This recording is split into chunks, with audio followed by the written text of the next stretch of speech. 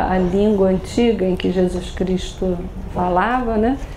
E ele conseguiu uma permissão do Vaticano para ter acesso aos escritos do Mar Morto, e quando ele traduz isso, dos escritos do Mar Morto, ele descobre a forma como Jesus Cristo ensinava a germinar a semente, a fazer o pão dos essênios e como é que era essa alimentação trazida há muitos anos.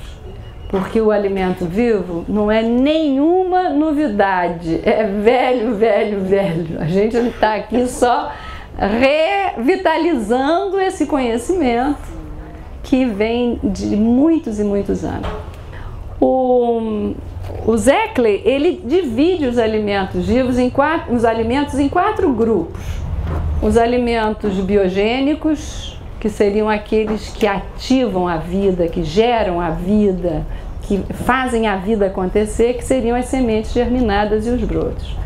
Os alimentos bioativos, que são as frutas, legumes e verduras frescas, cheias de energia vital, que vão estar ativando e mantendo a vida acontecendo.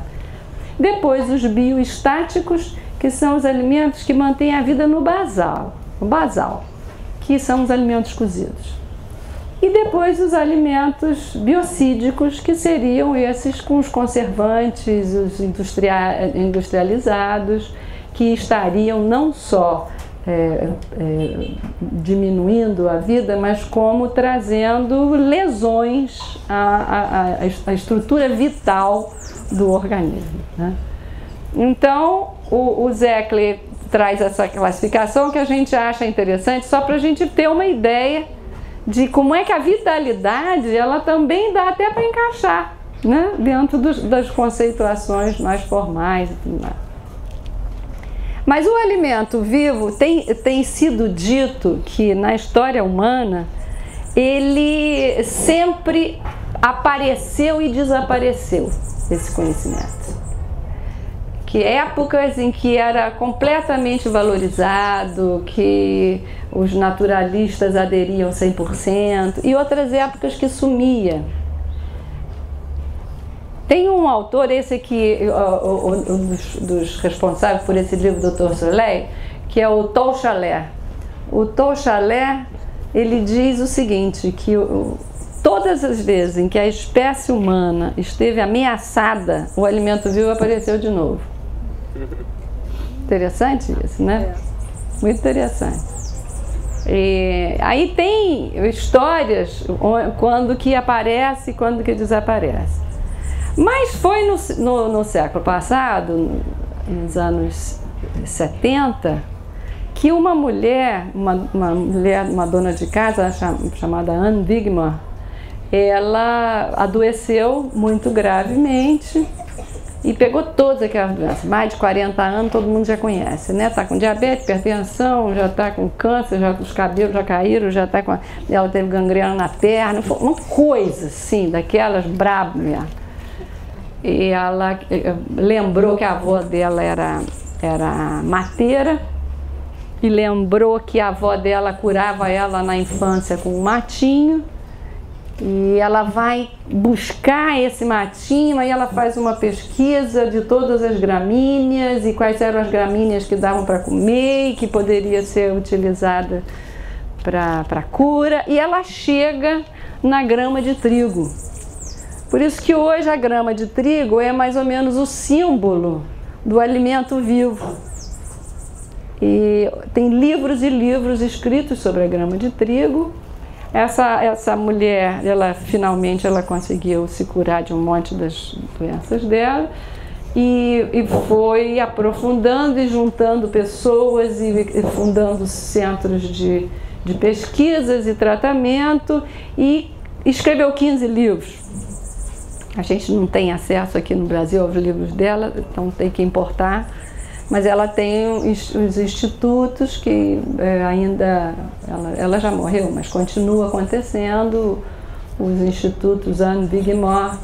Ela ganhou o título de doutora Anne Wigmore por serviços prestados à humanidade, e ela desenvolve a bebida Rejuvelac, que vocês vão aprender, que essa bebida também ganhou o prêmio de alimento completo, assim como a grama de trigo.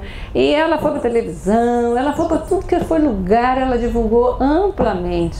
Então, a gente acha que a mãe do alimento vivo é a Anne Wigmore, que divulga isso, e depois ela teve vários seguidores que foram fazendo novas interpretações e que foram avançando por caminhos diferentes, como nós aqui, que na verdade a gente reinterpreta as receitas da Anne Wigmore, as leituras, o modo de compreender, adapta na alimentação brasileira, com os nossos hábitos, a nossa cultura, e isso foi andando assim.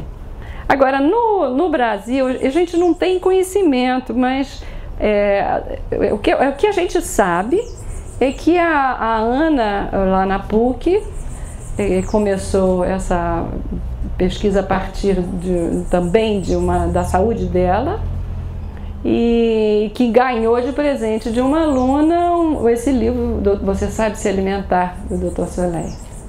E ali eu digo isso, que o movimento do alimento vivo no Rio de Janeiro começou com a coragem que a Ana teve de pegar um chumaço de semente e jogar dentro d'água. Esse ato começou tudo diferente, né? Porque ali surgiu uma série de ideias, e ela também foi regenerando o corpo dela e depois foi passando para mim, e a gente criou uma parceria, ela lá na PUC trabalhando o alimento vivo sobre a ótica do design, e eu aqui trabalhando sobre a ótica da saúde pelas nossas formações bastante diferenciadas, mas a ideia de compreender e divulgar o alimento vivo como um modo de vida, um estilo de vida, e está nos dois lugares, e muitos aqui já conhecem o trabalho lá da PUC, nossa parceira Ana. A culinária viva, então, ela privilegiando a vitalidade, ela é uma culinária sem fogão e sem geladeira. Então, isso começa a fazer a grande mudança do estilo de vida, né? Porque a gente não concebe uma cozinha sem geladeira e sem fogão. Mas é possível. Aqui no Terrapia não tem fogão. Não quer dizer que vocês têm que jogar fogão fora, não. Até porque a gente acaba usando o fogão para outras coisas, para fazer uns amornados, um dia de chuva desidratar uma farinha. Quer dizer, não precisa jogar fora, mas que ele não vai mais ter aquela bola toda, não vai mais não. A geladeira, se puder, joga fora. Porque ela tem um símbolo, geladeira, tem um símbolo para nós, que é de guardar as coisas, para ser uma vida mais prática. E é tudo que a gente não quer. Tem nada de ter vida prática, nem de guardar nada. Porque a gente está atrás de vitalidade. Vitalidade não se guarda, nem é prático. Porque é essa lógica que nós vamos buscar agora. Como é que faz para eu encontrar vitalidade? Se eu guardo na geladeira para comer daqui a uma semana, como é que vai ser? Você acha que o alho poró vai gostar de ficar uma semana na geladeira? Você olha para a cara dele, você vê que ele não gosta de ficar uma semana na geladeira. Não vai dar.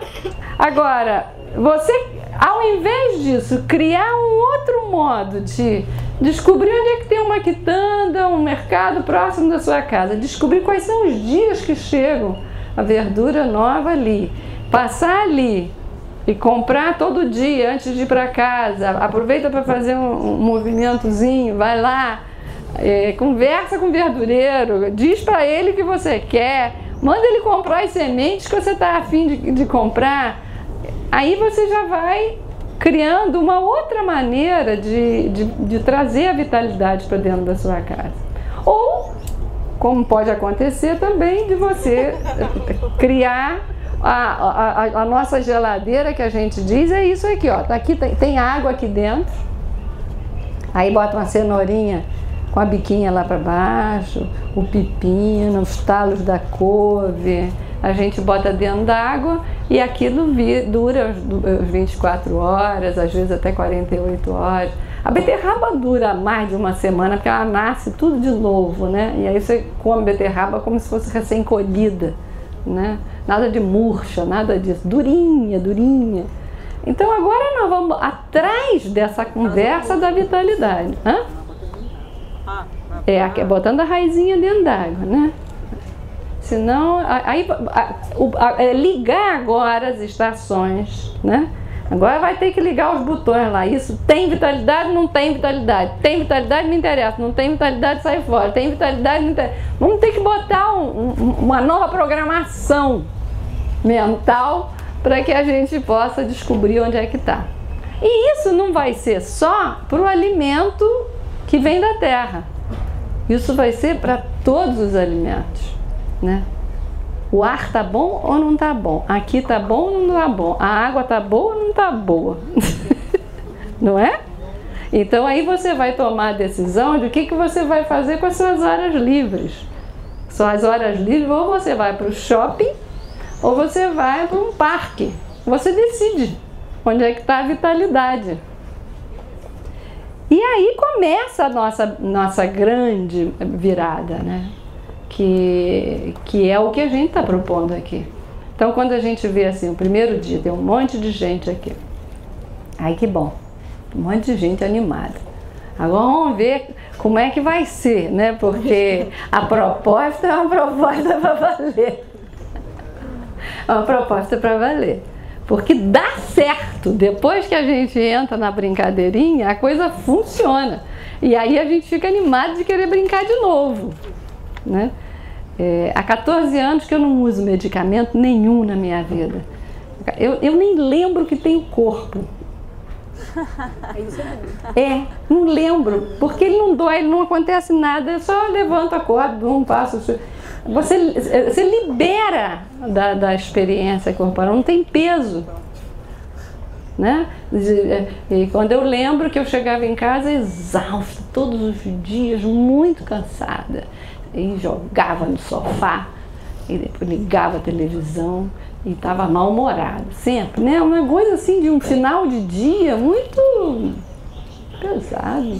Agora não, vai dormir tal qual acordou. Está na hora de dormir, agora chegou a hora de dormir, ponto. Então essas experiências, eu não quero voltar. Eu não quero voltar a outra de jeito nenhum. Eu prefiro estar vivendo com liberdade do meu corpo. Isso eu considero dádiva da natureza. A natureza me dá isso. Eu posso pegar isso da natureza. Então eu dou só um conselho: faz quieta. Não fala nada. Não vem com esse papo de querer convencer o outro para partilhar com você, nem para experimentar. Ah, experimenta, tá bom? Não faz isso não. Fica quieta. Come sozinho. Porque também eles nem vão querer experimentar. Não vai. Vai trazer sofrimento. Traz sofrimento. Não faz isso não. Segue teu caminho. É pra você. Você com você mesmo. Você que veio aqui. Você que fez o esforço de vir aqui. É você com você mesmo. Se alguém te pedir para experimentar, aí você vai ficar feliz e vai partilhar. Mas nada de querer convencer o outro, porque não dá não. Cada um tem sua hora, tem seu momento, né? E a gente precisa aprender isso. E a culinária viva, nós vamos estar trabalhando com ela como se a gente estivesse no lugar da semente, né? A semente vai ser a nossa rainha, vai ser a nossa principal companheira nessa história. Aliás, ela sempre foi, né? Mesmo na culinária convencional, quando você um prato convencional de arroz, feijão, óleo de soja, tudo é semente, né? Então, agora nós vamos dar um lugar de destaque a essas sementes e nós vamos ter um modo de arrumá-las e de fazer essa disposição no ambiente da cozinha, que a gente chama agora de cruzinha. E essa parte da alimentação viva é a que vocês vão ter que fazer maior dedicação, porque de verdade, até instalar o ritmo da alimentação viva, demora isso. A gente esquece. Você vai deitar, ih, cara, esqueci de botar semente dentro d'água. Aí levanta tudo de novo, vai lá, bota semente dentro d'água, começa tudo de novo. No dia seguinte, de manhã, como se empolgou, ih, esqueci de lavar a semente. Aí larga tudo, vai lá lavar a semente. E é isso mesmo. Então, o maior trabalho que a gente vai ter vai ser arrumar um novo ritmo. O que eu faço quando eu acordo? Que hora que vai estar a minha semente? Aonde que ela vai morar? Para que eu possa lembrar dela, não sair para trabalhar esquecendo dela, porque de noite, se ela não tiver boa, você não tem o que comer. Planejar para o fim de semana, para uma festa, se você vai ter convidado, qual é a quantidade maior de semente que você vai produzir. Né? Então, esse é o trabalho mais dedicado, e se a gente puder facilitar vocês nesse trabalho, a gente vai querer fazer isso.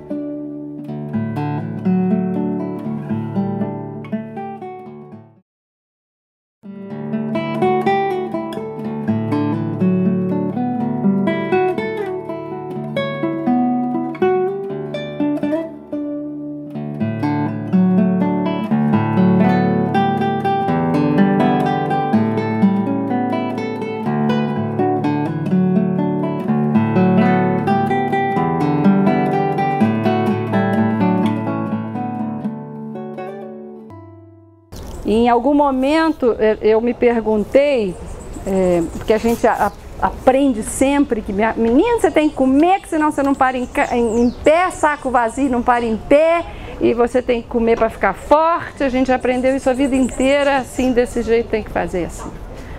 E de repente a gente descobre que tem tanta gente que vive sem comer. E quanto mais a gente come, mais cansada fica. Quanto menos a gente come, mais animado a gente fica. Então tem uma coisa aí que acontece que não está muito bem explicado, tudo isso, né? E foi pensando essas coisas que surgiram essas reflexões sobre o que é... Se a gente fala que a vitalidade é a nossa central de entendimento, é porque a gente está acreditando que o que alimenta a vida é a própria vida, é a vitalidade. E aí cabe a gente perguntar, então, o que é vida? E o que é ser humano? E o que é ser vivo? Que perguntas são essas e quem é que responde essas perguntas? Né? Uma coisa muito interessante é pensar que o planeta Terra é uma coisinha muito pequena dentro de um universo, né? Se a gente imagina que, como dizem os astrônomos, são 250 milhões de galáxias, 250 milhões de galáxias. A gente está numa, né? A Via Láctea. Uma dessas galáxias, que é a Via Láctea nossa, tem 250 milhões de sóis. E aí um solzinho pequeno, da beirada da galáxia, que é o nosso Sol, que a gente acha o máximo, que acha grandão, ele tem alguns planetas que ele ilumina, e um planetico chamado Terra, aqui nós ia morar nele. Nesse planetinha tem vida, tem um negócio chamado ser vivo. E aí? Por quê? Né? O que aconteceu com essa história toda? E aqui a gente tem ser vivo aqui. O que faz a gente ser vivo? Né? E aí os biólogos modernos vêm tentando responder essas perguntas de maneiras lindíssimas, buscando explicações e entendimento. E até pouco tempo não se atreviam a fazer essa pergunta. Eles se limitavam a descrever o que eram os seres vivos e a catalogar e a identificar e a organizá-los em espécies, na taxonomia. E mais recentemente, no último século só, é que ousaram responder essa história do que é vida. E aí surgiram muitas explicações sobre isso.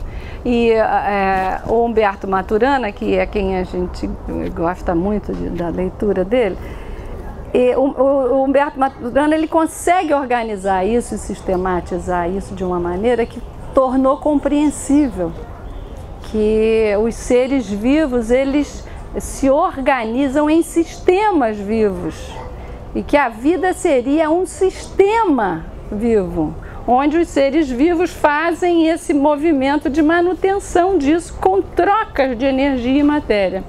É um sistema. E esse sistema vivo, ele é todo ele interdependente. Um precisa do outro, é uma malha fina, uma malha de interação. E ele diz assim, o ser vivo não existe se não estiver em rede, se não estiver na malha. E onde um vai produzir o que o outro precisa, que vai alimentar o outro, que vai sustentar o outro, que vai sustentar o outro, que vai sustentar o outro. E dentro dessa história da vida dessa maneira, se a gente olha assim, puxa, então quando a gente vai falar em alimentação, você vai perguntar o que alimenta a vida, você vai ter que perguntar então o que alimenta o sistema vivo. Né? O sistema vivo passa a precisar, o planeta Terra passa a precisar de uma alimentação para manter a vida. Então não adianta só a gente pensar que individualmente uma espécie precisa desse ou daquele alimento. Né? Essa nossa mania de achar que nós somos os bichos especiais do planeta, de que nós estamos com a bola toda, né? É uma grande ilusão, uma grande bobagem, porque a gente não vive sem os outros seres vivos, sem esse sistema, sem essa rede de manutenção. Né? Então, essa compreensão da vida e dos seres vivos vivendo desta maneira leva também a uma reflexão sobre: adianta eu me alimentar e os outros não se alimentarem? Adianta eu tomar conta só de mim e não cuidar do outro? E se o meu vizinho, isso é prático, é rápido, se o meu vizinho está em crise, cara, não vai ter jeito, isso vai chegar lá em casa, não vai não? E não vai me alimentar bem ou mal. Né? Se ele está em crise, vai me alimentar mal, mas se ele estiver bem, vai me alimentar bem. A gente sabe disso, que a alimentação está muito além do que se coloca na boca e essa rede viva, a gente sente ela, da família. Se tem uma pessoa na família com unha encravada e não pode pisar e fica mancando, já desarrumou tudo. Né? A gente percebe isso com muita facilidade. E por que a gente está trazendo esse assunto aqui com a alimentação especialmente? É porque na hora que a gente escolhe a nossa alimentação, a gente não está sabendo, mas a gente está fazendo uma escolha que vai interferir nessa rede, nesse sistema inteiro. E isso, para mim, foi a maior surpresa, que eu nunca tinha pensado antes de conhecer o alimento vivo. Quando comecei a germinar as sementes e a querer saber quem eram as sementes e como é que se produzia as sementes e como é que elas se distribuíam no planeta, como é que elas se propagavam, eu falei assim, nossa, quer dizer que se eu escolher comer essa semente, o planeta vai plantar mais dessa semente, né? Se a minha cultura escolhe comer trigo, o trigo vai ser vai ocupar uma área grande do planeta Terra. E muitos hectares de terra vão ser dedicados a isso. Agora, se eu uso o trigo porque de uma maneira que é para fazer biscoitos e farinhas e bolos, esse trigo vai ter que ser aquele trigo que mais dá farinha.